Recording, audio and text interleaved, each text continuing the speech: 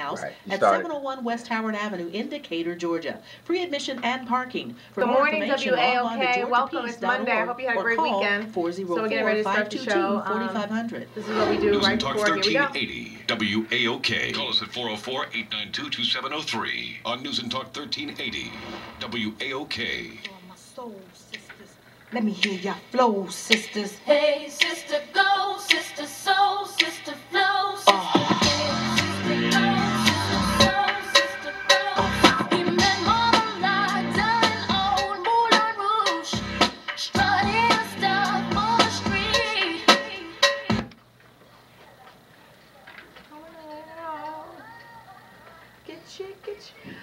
Good morning. Welcome to the Mo Ivory Show here on News and Talk 1380 WAOK. What a beautiful Monday morning to start to a wonderful week that we're going to have here on the Mo Ivory Show. Did you have a good weekend? I had a really busy weekend. I hope you'll check out my YouTube channel, also WAOK.com. I wrote 3 new blogs, and also on my Facebook page posted a lot of video, and really had a fun weekend doing a lot of great activities. So I wasn't at the correspondence dinner for the White House, although I wish I was. Who doesn't want to go to that? I actually have a friend who works at the White House, and I could have gone to that, but I had so many activities this weekend here in Atlanta that I decided to stay behind and go to the Jefferson Jackson Democratic Dinner in Hall C of the Georgia World Congress Center. Yeah. No red carpet, no flashing lights, chicken dinner. But, you know, it was local politics, and all politics is local, right, everybody? So that's where I was, and I had a great time at the Georgia Democratic Dinner, Jefferson Jackson Dinner on Saturday night. Hopped over to the Cool Girls Party where Cece Winans and I had a chance to chat a little bit. Love her. She's everything. You know what I love? When a celebrity is everything that they actually say they are, and she's just darling, and she was sweet, and she was bubbly, and just spiritual, and she's everything that I wanted her to be. So big shout out to Cece Winans, also Keisha Knight Pulliam, who was also being honored at the Cool Girls Party. But did you see the footage from the White House Correspondents' Dinner? I mean, I just watched that President of ours, and you know what happens to me when I just get all red, I start blushing, I just love him, and here he is. First term I sang Al Green. In my second term, I'm going with young Jeezy.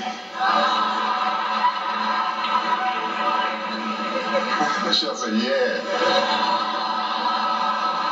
I sing that to her sometimes. Ooh, I sing that to her sometimes. My president is black. Is that the one?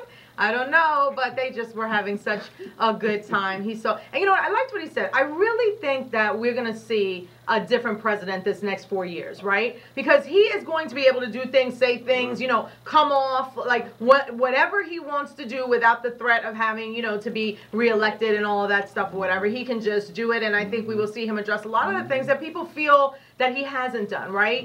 A lot of the things about race, a lot of the, people go, he should speak out more, he should be more forceful. I think he will be, and I'm really, really looking forward to that. So we're doing our little political update this morning. If you have anything to say over the weekend, 404-892-2703, 404-892-2703 to get in early. So over 80, I'm happy to report that over 80 Georgia students received Gates Millennium Scholarships. It's so wonderful. The Bill and Melinda Gates Foundation announced 88 Georgia students are among this year's recipients of the scholarship. It provides a free ride for any university, any major university. Atlanta has the 3rd largest number of Gates Scholars in the country, with this over 20 recipients. And I think that is just wonderful. In not such great news, we know that there was a crash after the prom this past weekend, and I really get very worried about these kids with the prom. I see them out, and I mean, it's just prom season right now. 1 teen is dead and 3 injured after 2 cars containing students from the Meadow Creek High School prom collided near the school. The crash happened when a carload of teens were heading to a post-prom party early Sunday morning. They crossed the center line of Steve Reynolds Boulevard and hit another carload of teens head on. And so today they said that they will have grief counselors over at school for these kids. It's just really, really sad. I don't know what to do about that. The prom has become this sort of night of hanging out, and you always know all the time that there's going to be deaths and things like that, and you wish that it could be a nice party where then everybody's parents came to carpool, picked them up, and they went home. I know that's not realistic, but I just hated to see these kids, you know, dying over a prom. Mitt Romney's top campaign advisor says President Obama is politicizing Osama bin Laden's death. On Meet the Press, the president turned to a unifying attempt to say that his comments, you know, about what happened and why they're covering it is because it was an important part of history, and he needed to talk about, if you saw all the news shows on Sunday, you saw that they were talking about what it was like in that Situation Room. They visited the Situation Room. They talked about the intensity of what was happening when the helicopter almost failed and all of that. And, you know, Republicans are getting upset about it, and you know why? Because it makes the president look good. Right? The Republicans are saying, oh, Osama bin Laden should not be a campaign issue. Okay, here's my question. When don't you talk about your accomplishments in your campaign? Why on earth wouldn't Osama bin Laden's death be a campaign issue? It happened during his presidency. It was a very important death for our country in terms of terrorism. Why would that be negative for the Republicans? Oh, I know why. Because it puts President Obama in a good light. Oh, it shows his accomplishments. So now the big hoopla is, should Osama bin Laden be a campaign issue? Of course it should. And if anybody doesn't think it should, well then let's not talk about Mitt Romney being a businessman and creating so many jobs or whatever, because then that would be one of his accomplishments, right, in the business world.